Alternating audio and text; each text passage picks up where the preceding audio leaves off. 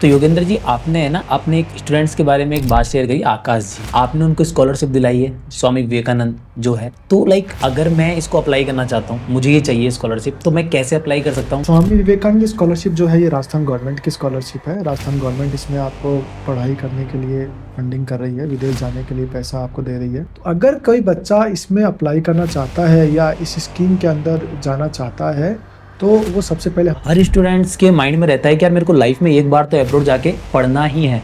तो आज का जो स्टूडेंट है अब्रॉड जाके पढ़ना क्यों चाहता है? आपको क्वालिटी एजुकेशन मिलती है। एक मिथ है लोगों में कि भैया विदेश वही जा रहा है, बहुत पैसा है उसके पास। नहीं, ऐसा नहीं है। फॉरेन यूनिवर्सिटी स्कॉलरशिप दे रही हैं। सर, इंडिया के अंदर तो मैंने स्कॉलरशिप का नाम सुना है, लेकिन अब्रॉड के अंदर स्कॉलरशिप मतलब कैसा कॉन्सेप्ट? देखिए, विदेश में जब अपन जाते हैं सर तो अपने को राजस्थान के अंदर है ना बहुत सारी एजेंसीज ऐसी हैं जो कंसल्टेंसी का चार्ज लेती हैं। तो आपके कुछ चार्ज हैं कंसल्टेंसी के? और हमारा कोई कंसल्टेंसी चार्ज नहीं है। हम डायरेक्ट रिप्रेजेंटेटिव हैं यूनिवर्सिटी के। ये मेरे माइंड में ना एक क्वेश्चन था कि अगर अपन स्टडी वीजा जा रहे हैं सिर्फ पढ़ाई कर सकते हैं वहाँ पे, लेकिन वर्क परमिट भी अपन को मिलता है, तो कितने टाइम का मिलता है और क्या लीगल है ये वर्क करना? International student entitled to work 20 hours per week. Legally आपको गवर्नमेंट परमिशन दे रही है जी 20 घंटे काम करने की। क्या अब्रॉड के अंदर मैं लो परसेंटेज के साथ में एडमिशन ले सकता हूँ? जैसे ऑस्ट्रेलिया की बात करें तो ऑस्ट्रेलिया परसेंटेज को लेकर बड़ा स्पेसिफिक है। मैं यूनिवर्सिटीज़ की बात करूँ तो यहाँ पे तो जनरल ST SC ये सारी चीज़ें चलती है, तो क्या अब्रॉड में भी चीज़ें चलती हैं? नहीं, वहाँ रिजर्वेशन नहीं होता। वहाँ पे केवल एक ही कैटेगरी है, वो है टैलेंट। मेरा ना एक फ्रेंड था, ये सवाल मेरा पर्सनल है, तो वो क्या रसिया गया हुआ है स्टडी के लिए। तो उसके माइंड में ये था कि यार मैं स्टडी वीजा से जाता हूँ और वहाँ पे जाके किसी लोकल जो वहाँ की से शादी कर लूंगा मैं। ये माइंड में बहुत ज़्यादा आता है लोगों के माइंड में। तो क्या कुछ प्रॉफिट वगैरह होता है ऐसे वहाँ के local? I would say do not go into such scam. ये भी एक तरह के स्कैम होते हैं। बहुत बड़ी इंडस्ट्री होती है इस तरह के लोगों को मिसगाइड करने की। क्या क्या डॉक्यूमेंट्स है, बेसिक डॉक्यूमेंट्स जो स्टूडेंट्स के पास होने चाहिए वीज़ा अप्लाई करने से पहले? आपके सारे एकेडमिक डॉक्यूमेंट हमें चाहिए, 10th 12th ग्रेजुएशन। अगर आप 12th पास हैं तो 10th 12th। खमागणी जयपुर, मैं हूं अमन राजपूत और स्वागत है आपका जयपुर जंक्शन पॉडकास्ट के एक और नए एपिसोड में। हम सबके माइंड में है ना लाइफ में एक बार अब्रॉड जाके पढ़ने का थॉट जरूर आता है। एंड लास्ट 10 ईयर से है ना बाहर जाके पढ़ने वाले स्टूडेंट्स का जो रेशियो है ना बहुत ज़्यादा बढ़ा है।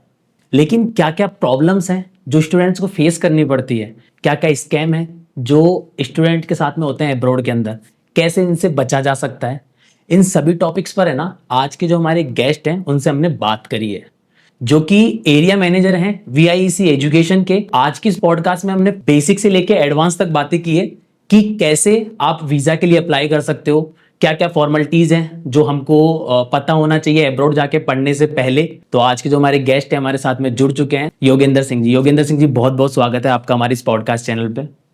Thank you so much. Thanks Aman for inviting me. Thank you so much. Sir, आज के टाइम पे है ना बात करें ना अपन स्टूडेंट्स की, इंडियन स्टूडेंट्स की, तो आज के टाइम पे ट्रेंड बन चुका है अब्रॉड जाके पढ़ने का। और हर स्टूडेंट्स के माइंड में रहता है कि यार मेरे को लाइफ में एक बार तो अब्रॉड जाके पढ़ना ही है। तो आज का जो स्टूडेंट है अब्रॉड जाके पढ़ना क्यों चाहता है? देखिए, सबसे इम्पोर्टेंट चीज़ तो ये है कि आपको क्वालिटी एजुकेशन मिलती है। सबसे इम्पोर्टेंट अपन बात करें तो सबसे नंबर 1 पॉइंट अगर अपन रखा जाए तो यूनिवर्सिटीज़ की, जो फॉरेन यूनिवर्सिटी की बात अपन कर रहे हैं, उनकी रैंकिंग बहुत अच्छी होती है। उनकी जो है करिकुलम जो है वो इंडस्ट्री ओरिएंटेड होता है। ये नॉर्मली हमारे यहाँ प्रॉब्लम आती हैं। बच्चा हमारे यहाँ जब पढ़ लेते हैं, इंजीनियरिंग कर ले या MBA कर ले, and then they realize that okay, the study which I have done, there's a gap in between industry requirement और जो मैंने पढ़ी हैं। तो जो फॉरेन यूनिवर्सिटी का जो करिकुलम है, जो सिलेबस है, वो इंडस्ट्री के एक्सपर्ट्स के द्वारा डिजाइन किया जाता है, जो उनकी डिमांड के अकॉर्डिंग उसको पूरा करते हैं। ये एक सबसे बेनिफिट हमें मिलता है।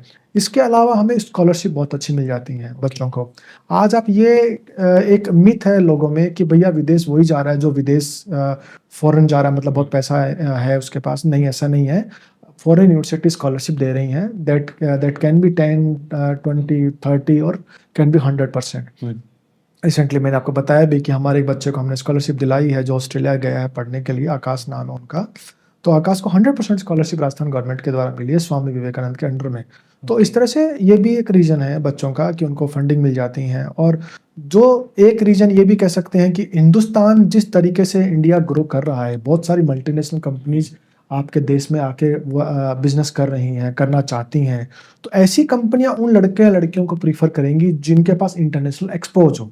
अब अगर आप विदेश पढ़ के आए हैं तो आपको ऑब्वियस सी बात है, फॉरेन का एक्सपोज मिला है, तो वो एक्सपोज आपको मिलेगा। तो जब आप अपने करिकुलम में, अपने बायोडाटा में उसको लिखेंगे, मेंशन करेंगे और आप इंटरव्यू के लिए जाएंगे, तो you will be given a preference over those who done there education in India. ये भी एक रीजन है।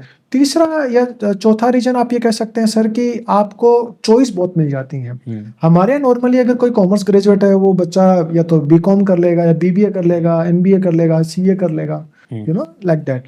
लेकिन बाहर बहुत सारे ऑप्शन है, जैसे फॉर एग्जांपल आप बिजनेस एनालिटिक्स एक ऑप्शन हो गया, अकाउंटिंग है, फिनांस है, मार्केटिंग है, इंटरनेशनल बिजनेस है, ऑपरेशन मैनेजमेंट है, लॉजिस्टिक मैनेजमेंट है। तो बहुत सारे ऑप्शंस होते हैं, बहुत सारे स्पेशलाइजेशन है, तो वैरायटी ऑफ कोर्सेज मिल जाती हैं। Last not the list, you entitled to work. So Indian culture में क्या होता है कि अपन अगर पढ़ाई के साथ काम भी करना चाहते हैं ना, एक्स्ट्रा अर्निंग भी करना चाहते हैं, तो हमारे घर वाले या हमारा जो कल्चर है वो हमें ये कहता है नहीं तो पहले पढ़ाई करो, you should focus on this only. But foreign culture ये कहता है कि इंटरनेशनल स्टूडेंट जो है वो 20 घंटे तो पढ़ाई करेगा वीक में, और 20 घंटे वो वीक में काम करेगा। तो you entitle to work along with study का मतलब ये है कि आप अपना एक्सपेंसेस अपने आप इजीली बियर कर सकते हो। अगर आपने एजुकेशन लोन लेके गए हैं तो लोन से आपकी फीस चुक गई, और आप जो अपना रह रहे हैं, जो लिविंग का आपका एक्सपेंसेस है, वो आप अपना बियर कर सकते हो। तो सबसे इंपॉर्टेंट रीजन तो ये है कि आप पढ़ाई के साथ अपना काम कर सकते हैं। And once you complete your education, you're entitled to get work permit also. Okay. तो जैसे आपने ऑस्ट्रेलिया गए, आपने 2 साल की मास्टर कंप्लीट करी, 2 साल की मास्टर के बाद में कुछ रीजन एरिया जैसे मेलबर्न, सिडनी, वहां पर आपको 2 साल का वर्क परमिट मिल रहा है। एंड अगर आप मेलबर्न, सिडनी से बाहर जा रहे हैं, जैसे एडिलेड हो गया या ब्रिस्बेन हो गया, तो आपको 3 साल का वर्क परमिट मिल रहा है। And that is once you complete your education. And this is a special category work permit which entitle you to work full time, and also you can search job for your profile. तो आप वहां पे job ढूंढ के अपने आप को आगे भी सेटल आउट कर सकते हो। तो ये सबसे बड़े रीजंस होते हैं। ओके, तो बेसिकली ये सारे बेनिफिट्स हैं जो अपन को अब्रॉड जाके पढ़ने में जी, जो अपने इंडिया में नहीं मिल रहा है। नहीं मिल रहा है। सर बेसिकली है ना, मैं बिल्कुल बेसिक से स्टार्ट कर देता हूँ। जैसे सपोज करते हैं कि मैंने अभी 12th पास करी है रिसेंट के अंदर, और मैं बायो का स्टूडेंट हूँ बेसिकली, मैं जो हूँ भी, बट मुझे अब अब्रॉड जाना है पढ़ने के लिए, तो मुझे क्या करना है? देखिए, जब एक बायो का बच्चा मेरे पास आता है, वो मेरे से काउंसलिंग करवाते हैं, हमारे प्रोफेशनल काउंसलर से वो काउंसलिंग लेते हैं, तो हम उनको सबसे पहले ये सजेस्ट करते हैं कि आप जो है जिसकी सबसे ज़्यादा डिमांड है जिस प्रोफेशन की, वो है बायो को हम 2 सेक्शन में डिवाइड करते हैं। एक होता है क्लिनिकल, एक होता है नॉन क्लिनिकल। ओके। क्लिनिकल में आपके जैसे नर्सिंग आ गया, आपके मिडवाइफरी आ गया, ये कोर्सेज आ गए। नॉन क्लिनिक में जैसे आपका पब्लिक मैनेजमेंट आ गया, हेल्थ मैनेजमेंट आ गया, आपका बायोमेडिकल साइंस आ गया, मेडिकल साइंस आ गया, बायोटेक्नोलॉजी आ गया, जो आपके बायो का मैनेजमेंट से रिलेटेड काम। फॉर एग्जांपल, आपकी कोविड की वैक्सीन आई, तो कोविड की वैक्सीन जो बनी है, तो वो बायोमेडिकल, मेडिकल साइंस से रिलेटेड हो गया काम। एक नर्सिंग है जो ट्रीटमेंट कर रहा है, इंजेक्शन लगा रहा है या आपको ट्रीटमेंट दे रहा है, तो वो नर्सिंग प्रोफेशन आ गया। तो बायो का बच्चे इन दोनों प्रोफेशन में जा सकते हैं। लेकिन आप अगर मुझे ये कहें कि सर इनमें से कौन सा प्रोफेशन ऐसा जिसकी वहां पे डिमांड ज्यादा है या मेरे को इजीली काम मिल जाएगा, ये भी एक बच्चों के क्वेश्चंस रहते हैं कि सर मैं किस प्रोफेशन में जाऊं कि मैं इजीली वहां पे सेटल हो जाऊं या मुझे इजीली काम मिल जाए। तो that is one of the fastest demanding profession है, वो है नर्सिंग। नर्सिंग की सबसे ज्यादा डिमांड है आज के डेट में हम बात करें तो, चाहे आप किसी भी कंट्री में जाएं। And also they will get a very good पे आउट ऑल्सो, वो भी एक बहुत अच्छा रीजन होता है बच्चों का। तो अगर बायो का बच्चा है तो हमारी प्रेफरेंस उसको होती है नर्सिंग के लिए बच्चा जाए, अगर बच्चे का एकेडमिक्स उसको वो परमिशन दे रहा है तो। सर खर्चा कितना आ जाता है? क्योंकि अपन इंडियन से अपने माइंड सेट आता है कि यार कितना एक्सपेंसिव, क्योंकि अपन कुछ सामान भी लेके आते हैं ना घर खर्च का, तो अपने माइंड में आता है ये सामान ये है, ये खर्च ये है, तो बेसिकली खर्चा कितना आ जाता है? देखिए, एक्सपेंसेस की जहां तक बात करें तो हमारे पास अलग अलग कैटेगरी हम डिवाइड करते हैं। हमारे पास जब बच्चा आता है तो कुछ बच्चों की चॉइस होती है कि जी हमें ऑस्ट्रेलिया जाना है, तो और कुछ बच्चों की चॉइस होती है कि जैसे आपने बताया बजट, कि हमें बजट फ्रेंडली कंट्री में जाना है। कुछ बच्चों की चॉइस होती है कि हमें फ्री एजुकेशन में जाना है। तो हमने इसको 3 कैटेगरी में डिवाइड कर दी।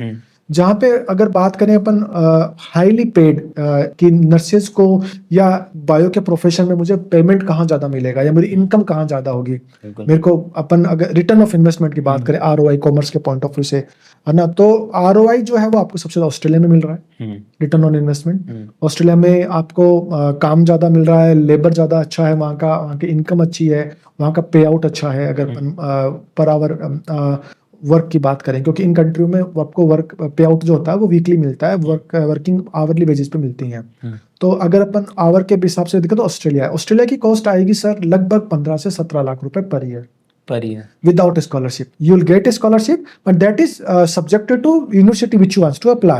Okay. देख, जैसे मैंने आपको बताया अभी हमारा स्टूडेंट आकाश है, फुली फंडेड पे गया है, तो अगर आकाश फुली फंडेड पे ना जाता तो आकाश की फीस जो है वो लगभग 50 लाख रुपए के आसपास पड़ेगी, एक्सपेंसेस उसके लिविंग का और फीस का।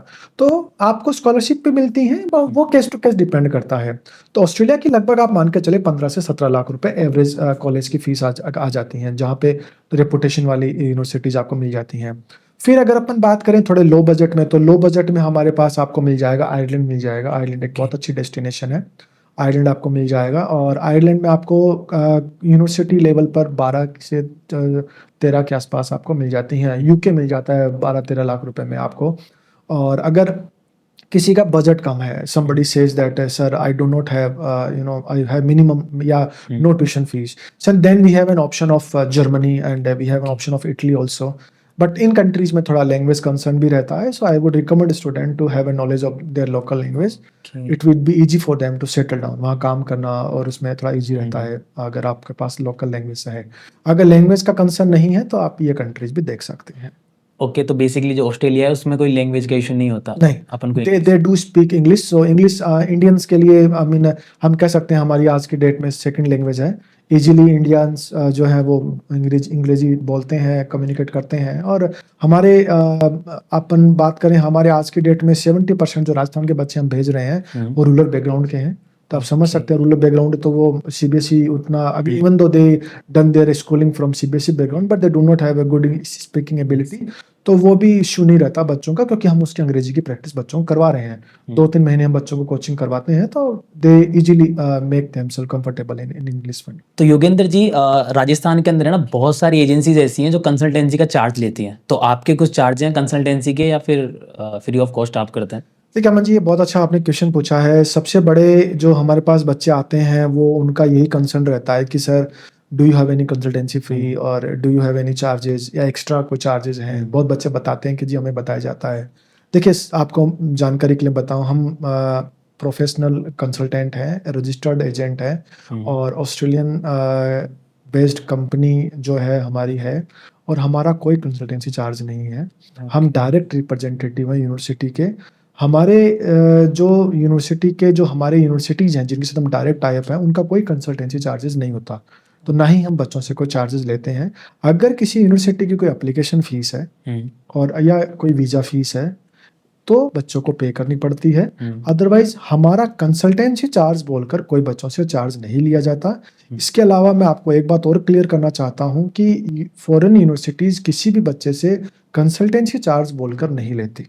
ओके। तो अगर कोई लेता है तो वो पर्टिकुलर एजेंसी ले रही है जिस एजेंसी में आप जा रहे हैं। यूनिवर्सिटीज कभी भी कंसल्टेंसी चार्ज बोलकर आपसे कोई चार्ज नहीं ले रही है।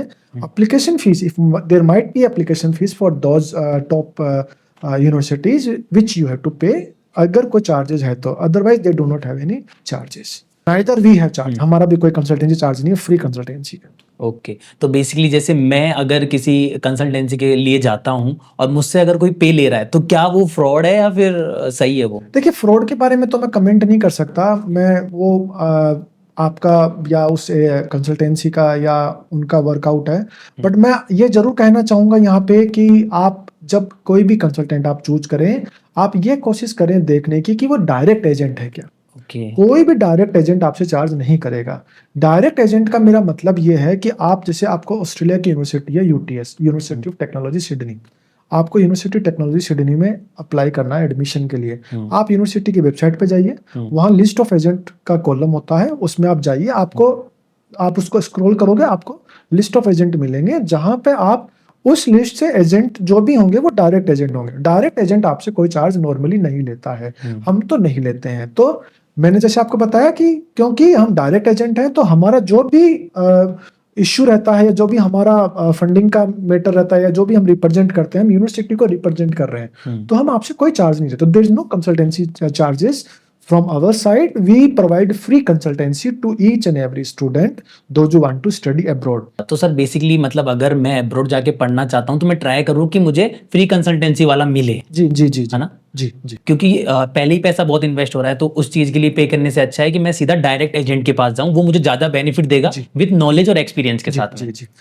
अब मैंने यहाँ पे एक्सपीरियंस की बात कर ली है सर, और आपको 14 साल से भी ज़्यादा का एक्सपीरियंस है इस फील्ड के अंदर, जी साथ में आपने खुद भी अब्रॉड से पढ़ाई की है, जी जी। तो आपने किस कंट्री से पढ़ाई की है? देखिए मैं आयरलैंड मैंने मास्टर्स किया है आयरलैंड से। 2007 में मैंने मास्टर्स कंप्लीट किया आयरलैंड से।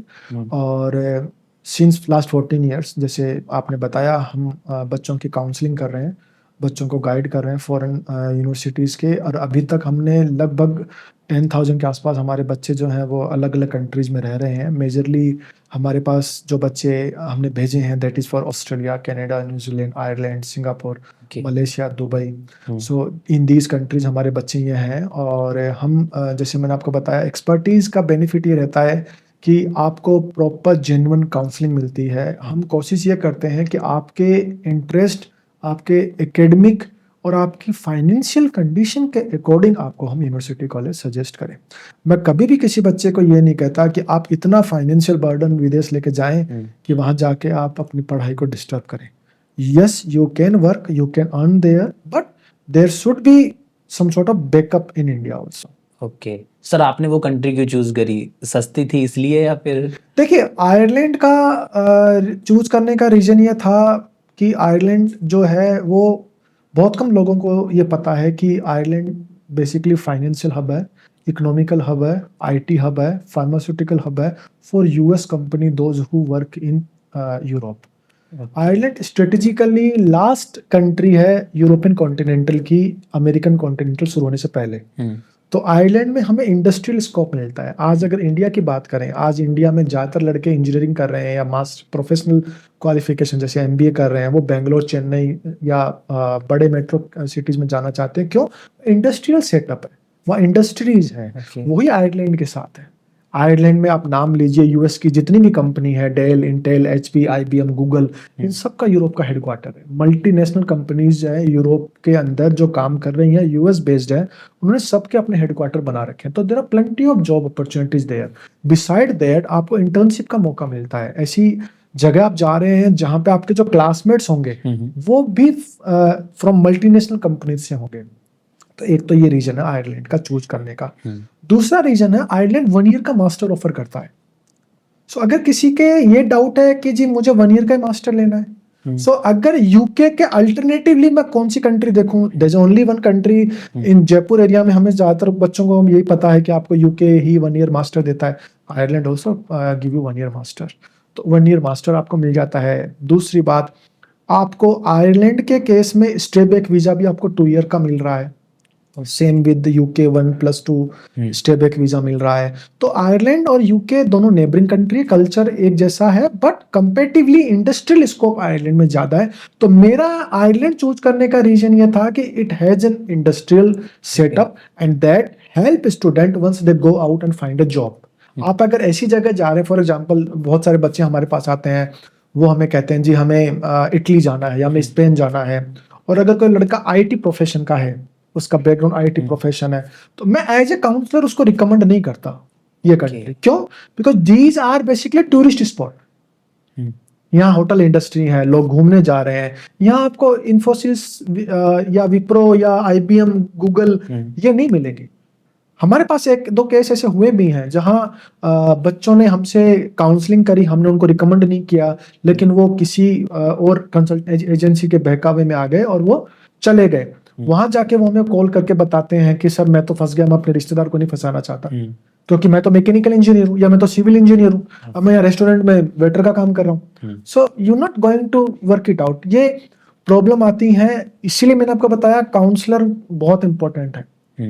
हमारे काम, हमारी इंडस्ट्री में काउंसलिंग सबसे इंपॉर्टेंट है। तो आप जिसके पास भी जाएं, जिससे भी आप मिलें, आप ये जरूर देखें कि वो आदमी को उस फील्ड का कितना नॉलेज है, कितनी एक्सपर्टीज है। जिस एजेंसी से मैं काम करवा रहा हूँ वो एजेंसी कितनी पुरानी है, वो एजेंसी के डायरेक्ट लाइसेंसिंग है या नहीं है। हम ये नहीं करें कि आप हमारे पास है, आप किसके पास ही जाइए, बट इन पैरामीटर्स को जरूर अपने माइंड में रखिए कि एजेंसी कितनी पुरानी है, काउंसलर कितना पुराना है। दूसरी सबसे बड़ी बात, हमारा टर्न अराउंड टाइम होता है 24 आवर टू 48 आवर्स। हमारे पास बच्चा जब भी मिलता है हम उसको ऑन द स्पॉट ऑप्शंस दे रहे हैं। ऑफर लेटर ज्यादातर केस में हम आपको 48 आवर्स में मंगा के दे रहे हैं। ओके तो बच्चे का टाइम हमारे लिए बड़ा इंपॉर्टेंट है। हम आपको कोई भी ऐसी मिसगाइड इन्फॉर्मेशन नहीं देते जिसमें आप आगे जाके बच्चे का सेटल होना या वहाँ पे उसको एडजस्ट होने में दिक्कत आए। तो वहाँ का सर एक्सपीरियंस कैसा रहा आपका? देखिए, Ireland was a very good country. अगर अपन आयरलैंड के बारे में बात करें, it's only English speaking country in Europe. Okay तो एक तो लैंग्वेज का बैरियर नहीं रहता आयरलैंड के साथ, अकेली इंग्लिश स्पीकिंग कंट्री है पूरे यूरोप के अंदर। और दूसरी सबसे बड़ी बात है, 1 ईयर का मास्टर है तो बजट फ्रेंडली है। ओके अगर हम आयरलैंड की बात करें, हमारे पास 10-12 लाख रुपए के बजट में, इवन अंडर ग्रेड्स में तो हम आपको 8 लाख के बजट में कोर्स अवेलेबल करवा देंगे, जो इंडिया में भी संभव नहीं है 7-8 लाख रुपए में अंडर ग्रेजुएट का कोर्स। और अगर मास्टर्स की बात करें तो हमारे पास 12 लाख रुपए के बजट में मास्टर्स का कोर्स मिल जाता है।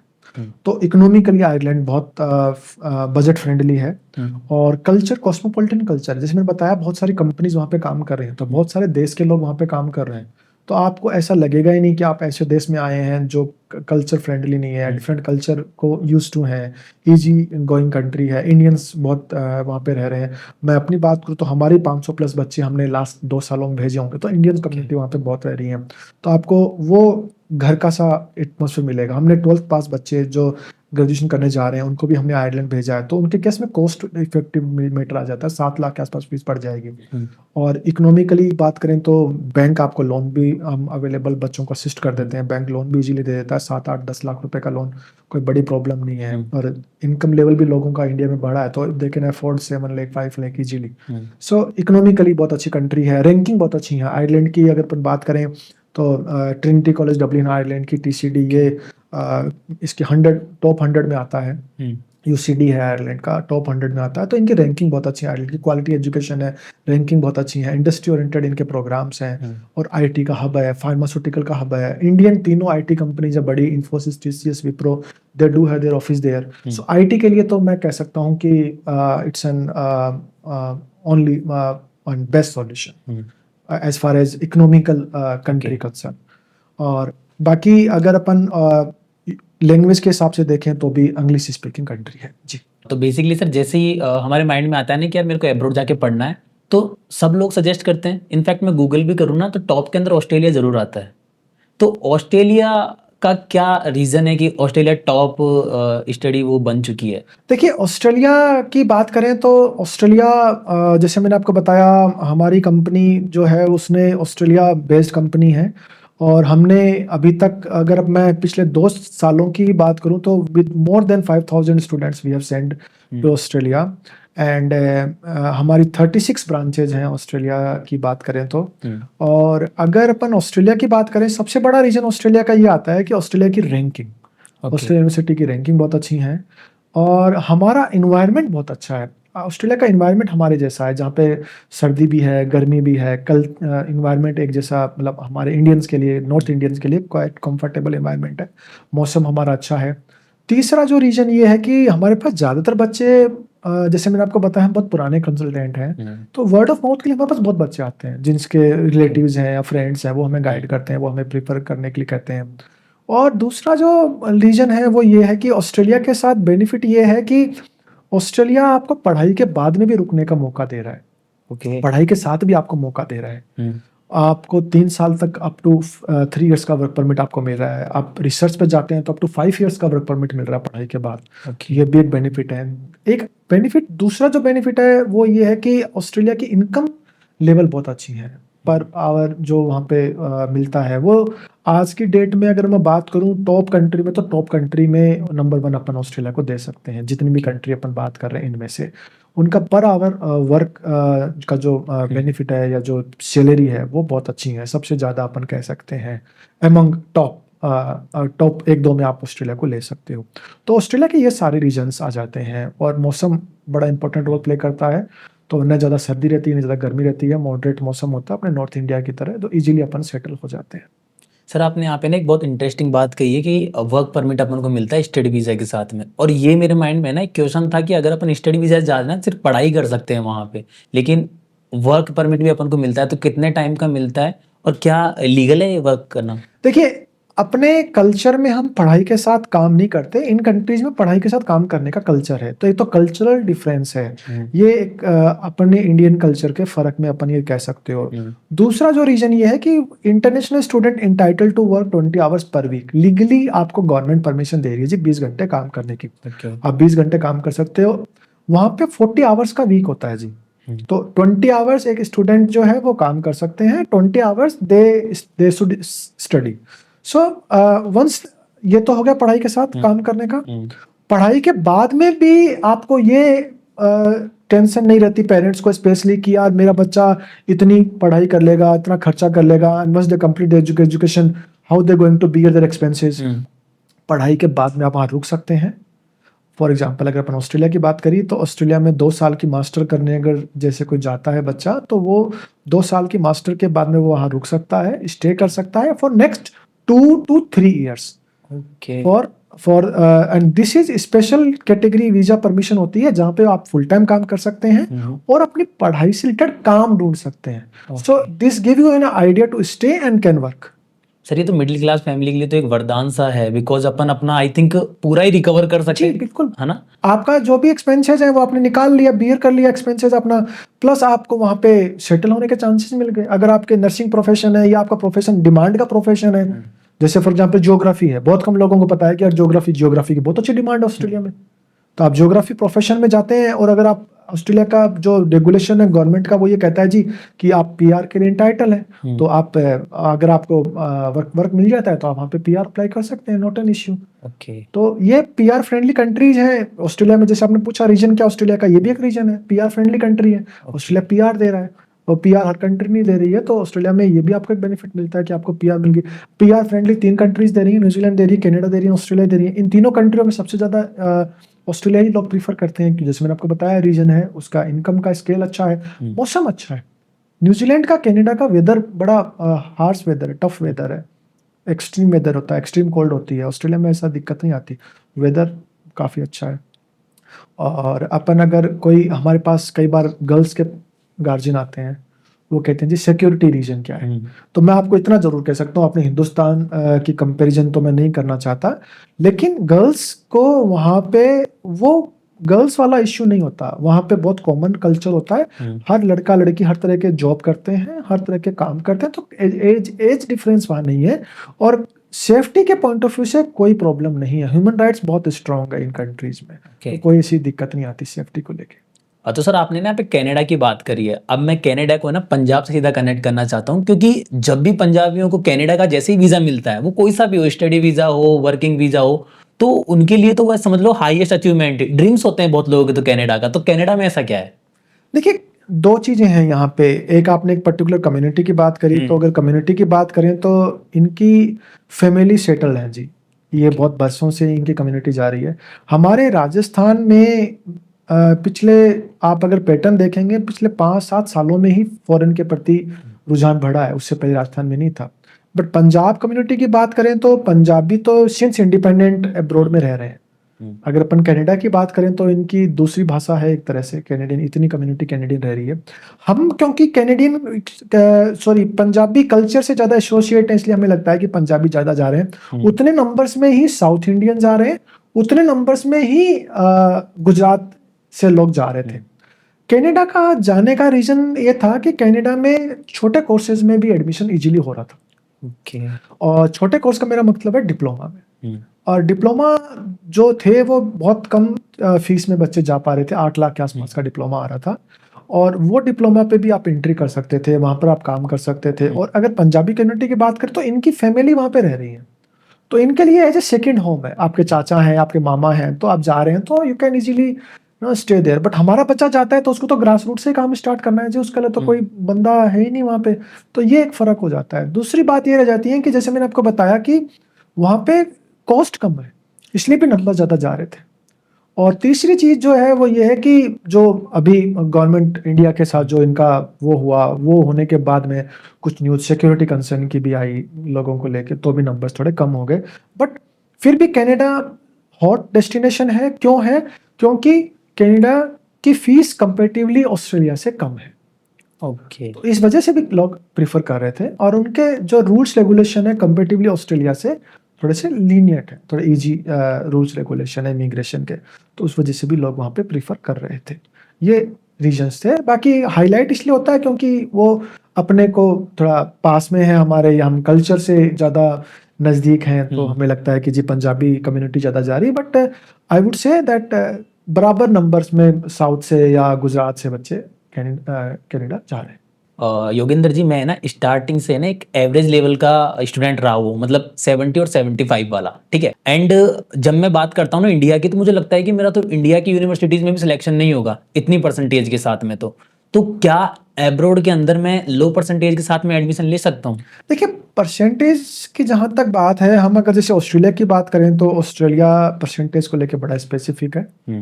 वो मिनिमम आप मान के चलिए, अलग अलग उन्होंने रैंकिंग दे रखी है इंडियन यूनिवर्सिटीज़ को, बट आई वुड से 60% तो बच्चे के होने ही चाहिए। ओके।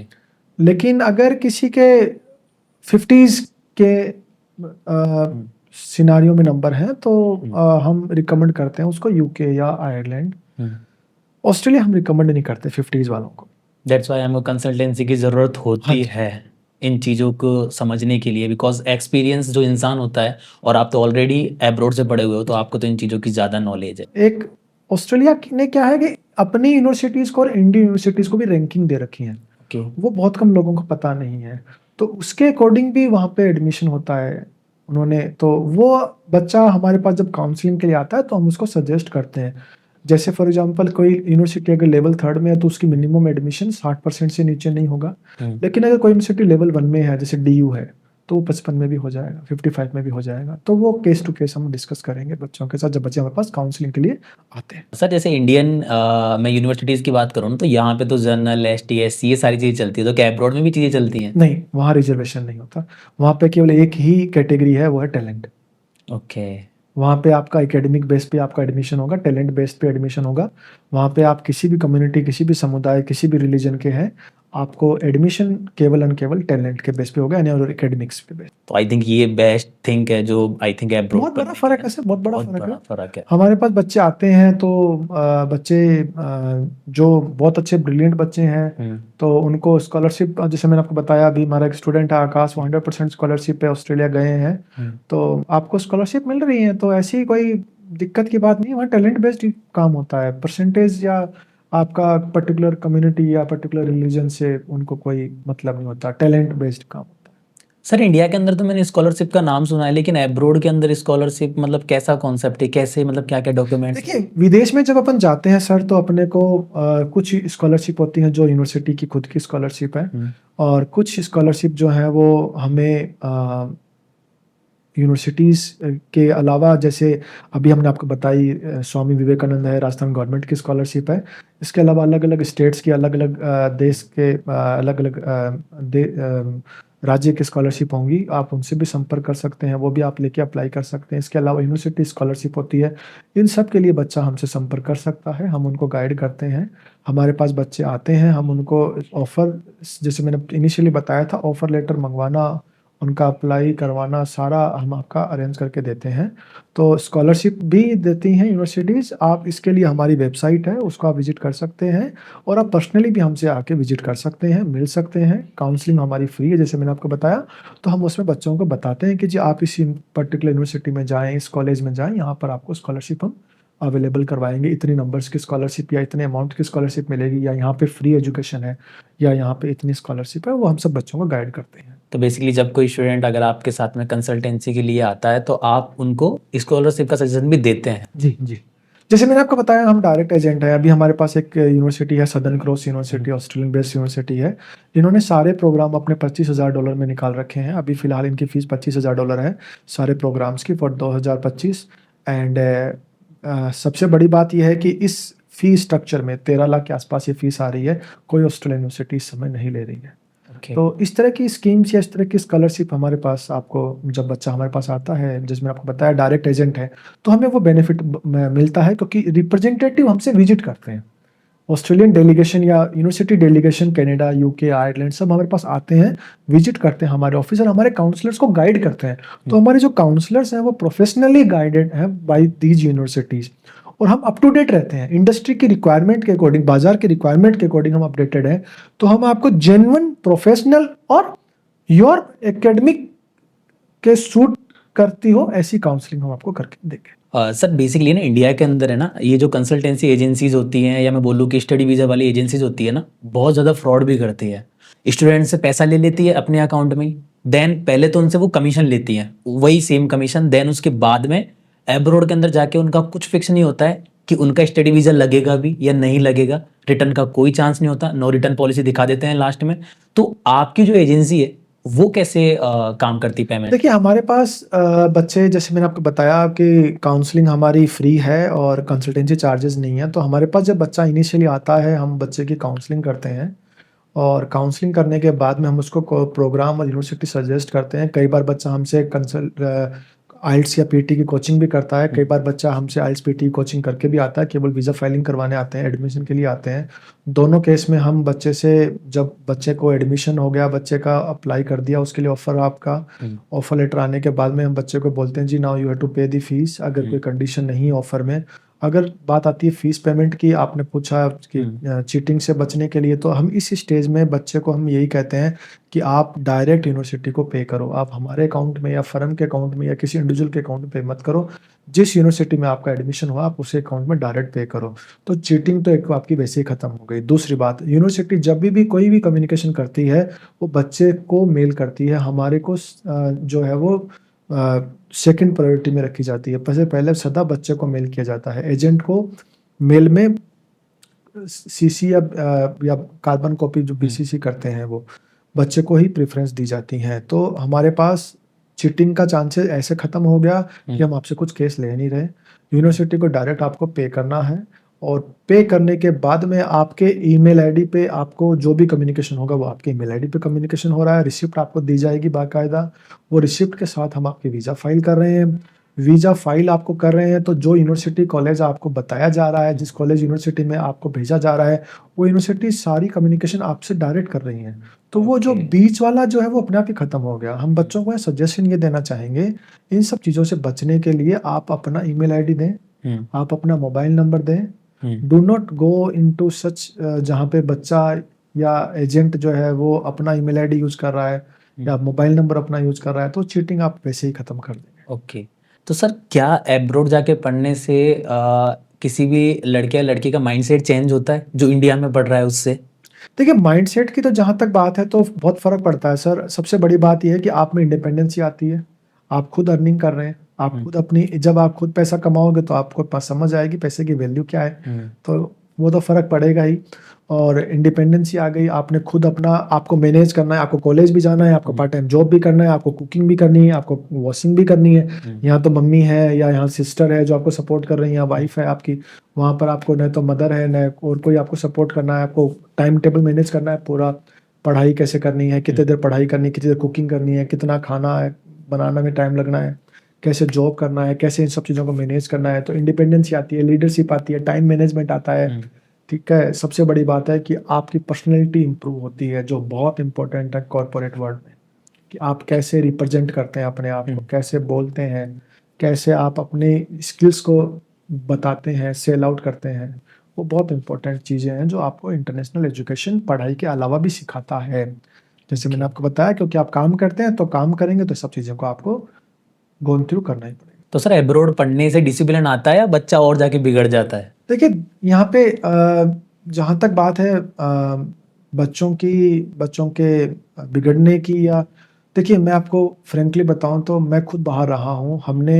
बाहर हमने देखा है कि कोई भी इंडियन कम्युनिटी आपको वहाँ पे या साउथ एशियन कम्युनिटी आपको इस तरह से बिहेव करती नहीं मिलेगी। रीज़न भी बहुत सिंपल है, इतना इन्वेस्टमेंट करके जो जा रहा है वो वहाँ पे अर्निंग करने या वहाँ पे पढ़ाई करने, दो ही मकसद से जा रहा है बच्चे का, और कोई मकसद नहीं है। क्योंकि जो आप बता रहे हैं वो सब चीज़ें तो अपन इंडिया में भी कर सकते हैं। आज के डेट में आपको private schools, private colleges, private universities में आप हॉस्टल में रह रहे हैं, कहाँ गार्जियन आके आपको बार-बार चेक कर रहे हैं, ऐसा नहीं है। वहाँ आपको बेनिफिट ये है कि वहाँ आपके जैसे ही सारे हैं। जैसे मैंने आपको बताया वहाँ पार्ट टाइम जॉब करने का कल्चर है, तो वहाँ पे लड़का हो या लड़की हो सब इंगेज रहते हैं। तो आप अकेले बैठे ही नहीं, अकेले बैठेंगे नहीं तो आपके दिमाग में इधर उधर की चीजें आएंगी नहीं, आप इंगेज रहेंगे। या तो वहाँ पे बच्चा काम करता है या बच्चा वहाँ पढ़ाई करता है, तो वहाँ पे सभी इंगेज रहते हैं। तो वो चीजें तो खत्म है, वो चीजें तो आती ही नहीं है। दूसरी चीजें जो है मैं सबको ये कहता हूँ कि आप सदा अपने जो भी आपके ड्रॉबैक्स हैं, जो आपकी अच्छाइयाँ हैं, जो आपकी कमियां हैं, स्वॉट एनालिसिस करो अपना, अपनी स्ट्रेंथ, अपने इंटरेस्ट के हिसाब से आप कोर्स चूज करो।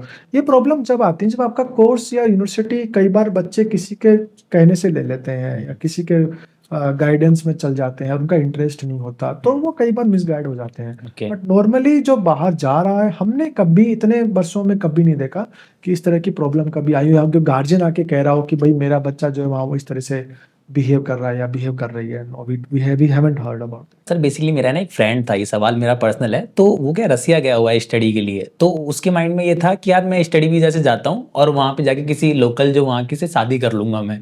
ये माइंड में बहुत ज़्यादा आता है लोगों के माइंड में, तो क्या कुछ प्रॉफिट वगैरह होता है ऐसे वहाँ के लोकल? देखिए ये जो चीज़ें हैं, मैं फ्रेंकली बताऊं, मैं आपको as a consultant, as a counsellor, हम आपको ये कभी रिकमेंड नहीं करेंगे, क्योंकि इनमें दो चीज़ें हो सकती हैं। इनमें वहाँ पर उसके साथ फ्रॉड भी हो सकता है, क्योंकि इस तरह के ये लोग होते हैं जो उनको पता होता है कि किस मकसद से आप उनसे बात कर रहे हो, या आप किस मकसद से उनसे रिलेशन या उनसे आप लाइजनिंग कर रहे हो। They might misguide you, they might miss use you. तो जो आप सुनते हो कि वहाँ पे किसी के साथ मिस गाइडेंस हुआ या मिस यूज हुआ, वो उस तरह की चीज़ें होती हैं।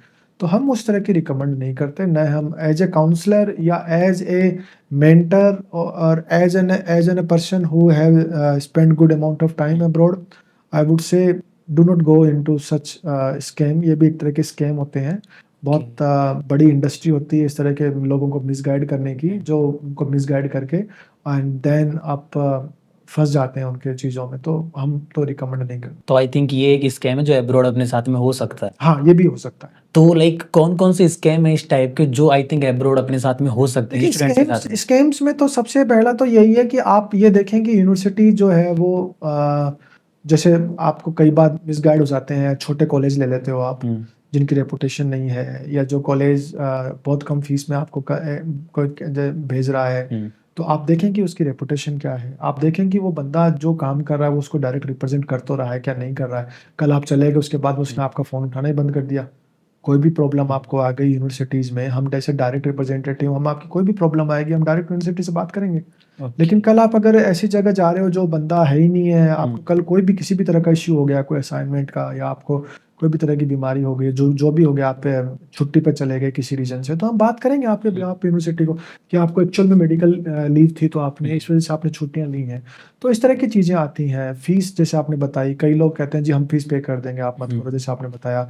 तो इस तरह की चीज़ों को अवॉइड करना चाहिए। आप यूनिवर्सिटी कॉलेज ऐसा ही लो जो अच्छा हो, जिसकी रेपुटेशन हो, जो अपने आपको अच्छी तरह काउंसलिंग करके ले। जैसे यूके की बात करें तो यूके में विदाउट आइल्स होता है। कई लोग कहते हैं जी हम करवा देंगे, फ्री में करवा दे कर दे। तो वो इंटरव्यूज होते हैं, सारा काम ऑन रिकॉर्डेड है। आपको इनिशियली एग्जाम पास करना पड़ेगा, फिर आप जाएंगे। आप ऐसे बहकाव में आ जाएंगे कि जी नहीं, एजेंट कह रहा है जी वो करवा देगा, एग्जाम पास भी करवा देगा और सब कर देगा। सब कुछ नहीं होगा। आपको सारी चीज़ें आपको मूव ऑन करनी पड़ेगी। हम आपको गाइडेंस देंगे। एग्जाम पास करना, एडमिशन अप्लाई करना, फीस पे करना, these all are part of foreign education consultancy work जो हम प्रोवाइड करवाते हैं। तो इन चीज़ों को अगर आप अवॉइड करते हैं तो आप अवॉइड कर सकते हैं जो भी फ्रॉड आपके साथ होता है। बाहर जब आप जा रहे हैं तो आप अवॉइड करिए ऐसी जगह जहाँ पे नाइट आउट में आप लेट नाइट आप अकेले हैं, वो अवॉइड करिए। आप बाहर जा रहे हैं तो आप ऐसी जगह, हर जगह आपको वहाँ पे आप सर्च कर सकते हो जहाँ पे कुछ नॉनसेंस क्रिएट करने वाले लोग या उनकी एरिया है, तो आप उस एरिया को अवॉइड कर सकते हो। कोशिश करें आप कॉलेज में रहें या इंडियन कम्युनिटी के बीच में रहें या यूनिवर्सिटी के हॉस्टल में रहें। तो इन चीज़ों को आप ध्यान में रहते हुए आप चीज़ों को अवॉइड कर सकते हैं। स्पेशली लेट नाइट में आना जाना we do not recommend students. तो योगेंद्र जी, जो आपके स्टूडेंट्स हैं जो अब्रॉड पढ़ाई कर रहे हैं, तो आप उनसे एंड तक टच में रहते हैं? जी जी। और अगर अपन बात करें उनके एक्सपीरियंस की, वो बताते होंगे सर लाइक थैंक्स वगैरह करते ही हैं, क्योंकि लाइक वो स्टडी वीज़ा एक उनके लिए एक लाइक वरदान ही है कि यार स्टडी बाहर करने को मिल रहा है, तो कैसा एक्सपीरियंस रहता है उन स्टूडेंट्स का? देखिए, मैं आपको बताऊँ, इतने बरसों से हम काम कर रहे हैं, जैसे मैंने आपको बताया कि हम कहीं से भी कोई भी चीज़ छुपाते नहीं हैं। सबसे बड़ी बात हमारी कंपनी की है। एज़ एन इंडिविजुअल मुझे पसंद भी नहीं है। मैं स्ट्रेट फॉरवर्ड बात करता हूँ, बच्चे को साफ। कई बार बच्चे आते हैं, वो कहते हैं जी आप बहुत दो टूक बातें कर देते हैं, बट ये पार्ट ऑफ माय पर्सनैलिटी है। और ये उन लोगों ने जिन्होंने मेरे से काम करवाया है, जिनको मैंने भेजा है या जिनको मैंने इस विदेश में स्टडी के लिए वर्क किया है, गाइड किया है, ये उनके फीडबैक भी आते हैं हमारे पास कि सर आप किससे आए थे, हम यहाँ सेटल हैं, या आपसे गाइडेंस ली थी लेकिन आपने हमें मना किया, फिर भी हम तो यहाँ आ गए, अब हम हमारे रिश्तेदार को आपके पास ही भेजना चाहते हैं। ये मेरे फीडबैक आए हैं हमें, जहाँ बच्चों ने दूसरे कंसल्टेंट से काम करवाया है, और लेकिन अपने नॉन को या अपने फ्रेंड को वो हमारे पास भेज रहे हैं। तो ये क्योंकि हमारा काम बहुत ट्रांसपेरेंट है, क्रिस्टल क्लियर है, साफ सुथरा काम है, क्लियर है, कोई एक्स्ट्रा हिडन चार्जेस नहीं है, जो है वो आपको साफ बता के काम किया जाता है। तो ये सबसे चीज़ है, साफ-सुथरी चीज़ है। और बच्चे जो हमें मैंने आपको बताया भी, इनिशियली भी मैंने अपने इंट्रोडक्शन में भी बोला कि हमारे इतनी अच्छी लाइजनिंग है हमारे बच्चों के साथ मेरी, कि आप कभी भी कोई भी बच्चा अगर मुझे आके ये कोई काउंसलिंग में ये कहता है कि जी सर मेरे को अकोमोडेशन अरेंज करवा के दो वहाँ पे, तो अगर कोई प्राइवेट अकोमोडेशन चाहता है तो हमारे बच्चों के पास भी हम आपको रुकवा सकते हैं। ओके। इससे ज़्यादा और इससे अच्छा स्ट्रॉन्ग फाउंडेशन मैं आपको क्या बताऊँ, कि मेरे इतने अच्छे रिलेशन है उन बच्चों के साथ जिनको मैंने गाइड किया है, कि अगर मैं उनको कॉल करके कहता हूँ कि जी मेरा एक बच्चा आ रहा है, आप इसको हेल्प करें, गाइड करें, सजेस्ट करें, help him out to get job there, to get settle down there, तो they definitely would help him. तो वो लेवल का हमारा कोऑर्डिनेशन रहा है बच्चों के साथ। जैसे सर अगर जयपुर की बात करूँ ना, तो यहाँ पे अगर अपन मानसरोवर की तरफ अगर एक फ्लैट ले रहे हैं ना, तो वहाँ पे लाइक 2 BHK का अपन को आराम से 20 से 25 हज़ार का पड़ेगा। यहीं अगर मैं बात करूँ ऑस्ट्रेलिया की, तो वहाँ अगर मेरे को प्राइवेट लेना है 2 BHK खुद पर्सनल मेरे लिए, तो कितना कॉस्ट जा सकता है? देखिए, रेंट पे अपन अकोमोडेशन ले रहे हैं तो it will depend on regional area. जैसे ऑस्ट्रेलिया में वर्ड यूज करते हैं regional area, okay. And city centre, इस तरह से मेन सिटी हो गया आपका, तो that would go in between 50,000 to 1 lakh. But as I say you entitled to work, so that is not an issue. आप अपनी इजीली अपनी बियर कर सकते हो। वहाँ पे इतनी इनकम आपकी हो जाती है कि आप अपने खर्चे आराम से निकाल सकते हो। अपना लिविंग हो गया, आपका ग्रोसरी एक्सपेंसेस हो गए, आपका अकोमोडेशन एक्सपेंसेस हो गया, and you can afford yourself easily, not an issue. तो आप स्टूडेंट्स को क्या सजेस्ट करोगे अगर वो प्राइवेट रहना चाहते हैं, ऐसा कुछ तो रहने? They free to do, I mean definitely बच्चा इंडियन कम्युनिटी से जो जाता है वो मिडिल क्लास ही जा रहे हैं ज़्यादातर। हमारे पास हमारे 90% मैंने आपको बताया जो है वो मिडिल क्लास हैं, और आउट ऑफ 90-70% मेरे रूरल बैकग्राउंड के बच्चे मैंने भेजे हैं। So they all are living with the shared accommodation along with the Indians or South Asian community. So that is not an issue. Even we have sent girls also living quite comfortably with the sharing, I mean share basis पे वो रह रही हैं लड़कियां वहाँ पे, तो not an issue है। कोई अकोमोडेशन कोई प्रॉब्लम नहीं है, आराम से रहते हैं। और मैंने आपको बताया काउंसलिंग के टाइम पर अगर कोई आता है और मुझे ये भी कहता है कि जी मेरे को आप रिफरेंस दो आपके किसी बच्चे का, so we can do that, not an issue. हम रेफरेंस भी देने को तैयार रहते हैं कि ये आप बात कर लीजिए, इसको हमने भेजा, इसको हमने गाइड किया है, you can talk to them and you can ask for your queries और your questions, not an issue. Okay. So abroad के अंदर अगर अपन को रहने के लिए अगर अपना कुछ अपन को अमाउंट कम करना है तो अपन शेयरिंग की तरफ जा सकते हैं। बिल्कुल, हम ये रिकमेंड करते हैं। शेयर अकोमोडेशन आपको सस्ता पड़ेगा, और सभी शेयर अकोमोडेशन ही लेते हैं। जैसे मैंने आपको बताया कि वहाँ पे आप अकेले हैं, आप कॉलेज आपके फिक्स है, आवर्स होती हैं, घर आपका काम फिक्स आवर्स होता है, तो वहाँ पे सभी शेयर ग्रुप में ही रहते हैं। इंडियंस तो स्पेशली शेयरिंग में ही रहते हैं।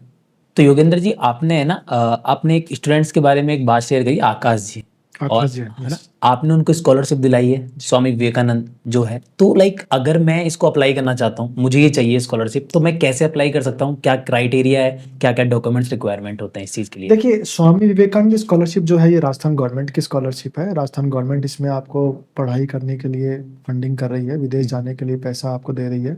और आकाश जो हमारे पास आए थे तो बिल्कुल आकाश के बारे में थोड़ा बताऊं मैं। आकाश मणिपाल से जयपुर से ग्रेजुएशन की थी इन्होंने, ओके। और ये हमारे पास आए काउंसलिंग करने के लिए। तो हमने इनको इनिशियली जैसे हम नॉर्मल सब बच्चों की काउंसलिंग करते हैं, उनको कोर्स सजेस्ट किया, यूनिवर्सिटी सजेस्ट की।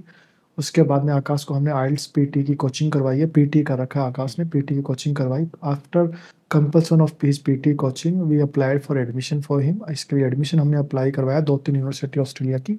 इसमें यूनिवर्सिटी ऑफ एडिलेड थी, यूटीएस यूनिवर्सिटी थी जिसमें ये फाइनली गए हैं। यूटीएस ऑल्सो 150 रैंकिंग में आती है। तो जो स्वामी विवेकानंद स्कॉलरशिप है, this is basically A scheme that is run by government of Rajasthan. Government of Rajasthan इसमें फंडिंग कर रही है आपको। तो आकाश को फुली फंडेड स्कॉलरशिप मिली है इसके अंदर आकाश को। और इसमें राजस्थान गवर्नमेंट ने 9 ऑस्ट्रेलिया की यूनिवर्सिटी को चूज कर रखा है। ओके। तो अगर कोई बच्चा इसमें अप्लाई करना चाहता है या इस स्कीम के अंदर जाना चाहता है तो वो सबसे पहले हमारे पास आएगा।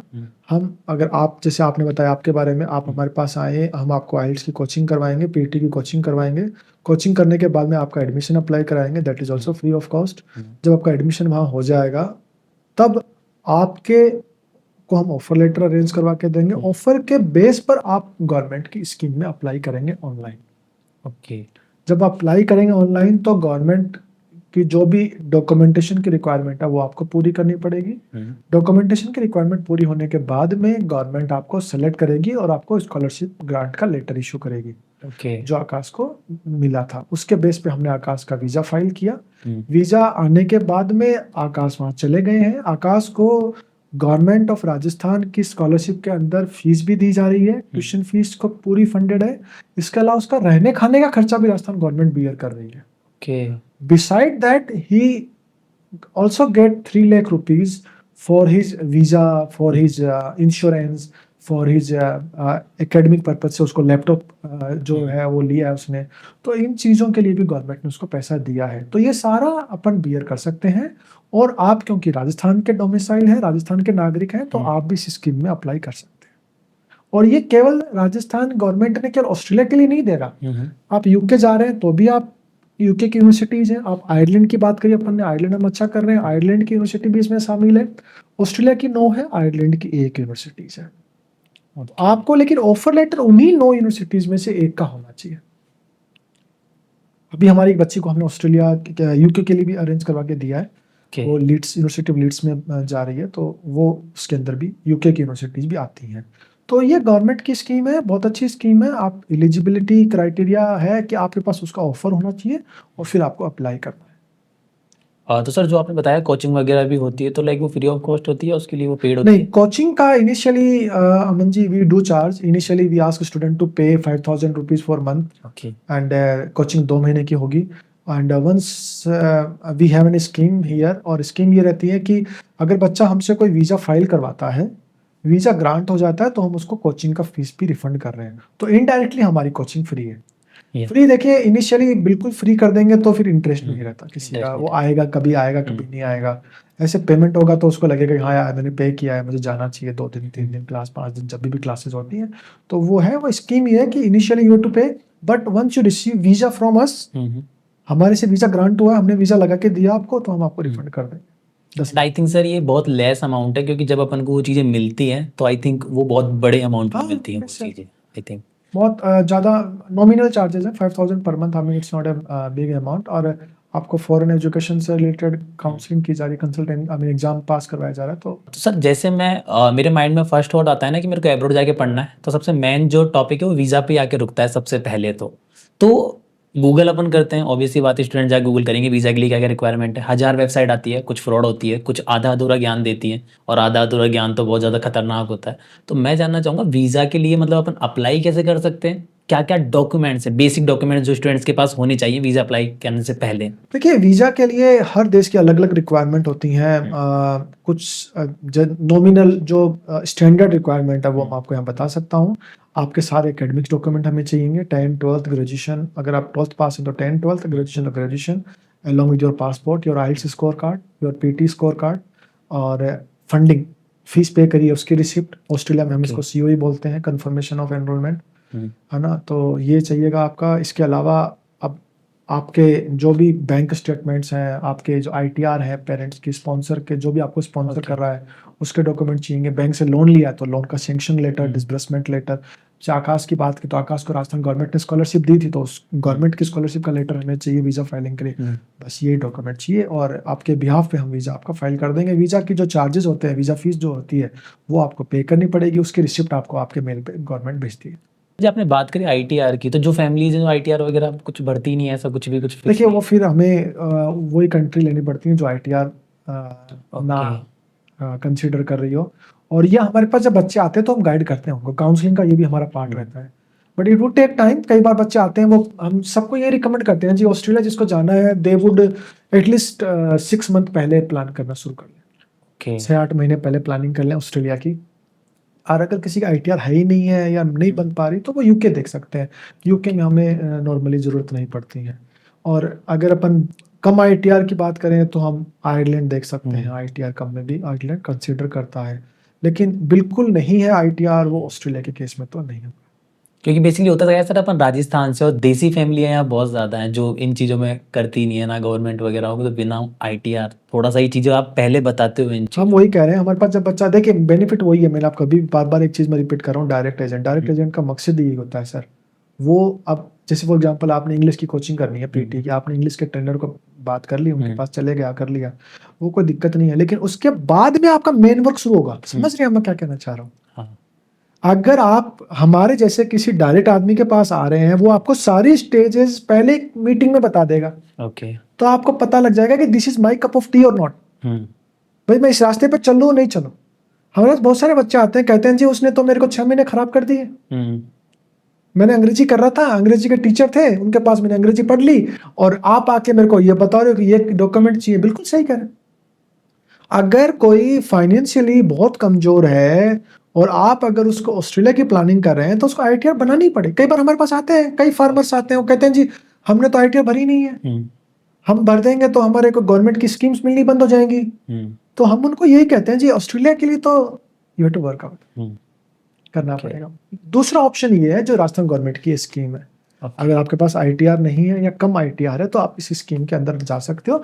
इस स्कीम में जो बच्चे जाते हैं उनको ITR ऑस्ट्रेलिया की गवर्नमेंट इतनी स्ट्रॉन्ग रिकमेंड नहीं करती है, इतनी तेज ज़्यादा ITR हमें नहीं चाहिए। ओके। सो स्वामी विवेकानंद जो आपने बताया उसके लिए आईटीआर की फिर जरूरत ITR कम इनकम दिखाए। ITR की फाइल तो करनी पड़ेगी, लेकिन कम इनकम के साथ कर सकते हो। अगर आप ऐसे डायरेक्ट अप्लाई कर रहे हो तो आपकी इनकम थोड़ी अच्छी होनी चाहिए ऑस्ट्रेलिया में।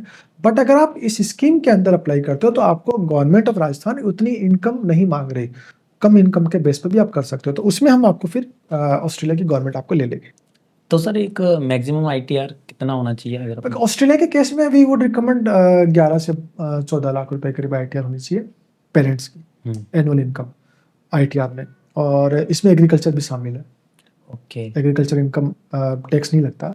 तो बच्चे हमारे पास आते हैं तो हम उनको ITR में भी गाइड करते हैं।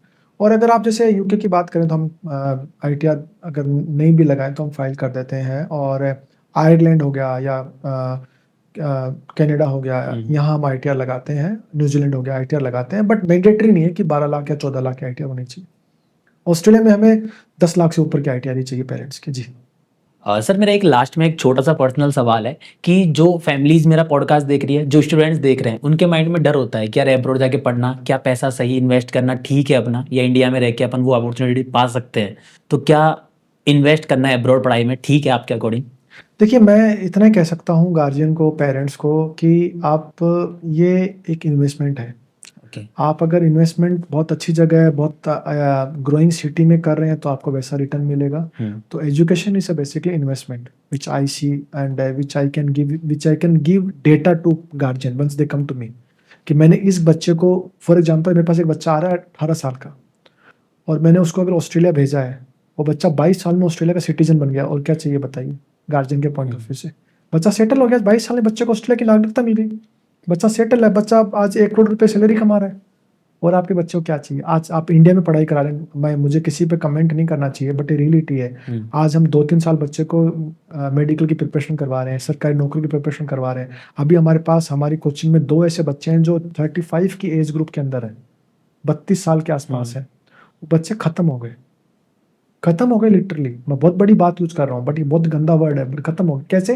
क्योंकि उनकी एज ऐसी हो गई कि जहाँ पे वो न तो प्राइवेट जॉब कर सकते हैं, कोई प्राइवेट कंपनी उनको नहीं लेगी भैया, 35 साल के आसपास है वो। उनकी गवर्नमेंट की जॉब की भी वो जो एज है वो भी निकल गई। और ऑस्ट्रेलियन यूनिवर्सिटी भी 35 साल से बच्चे बड़े को नहीं ले रही।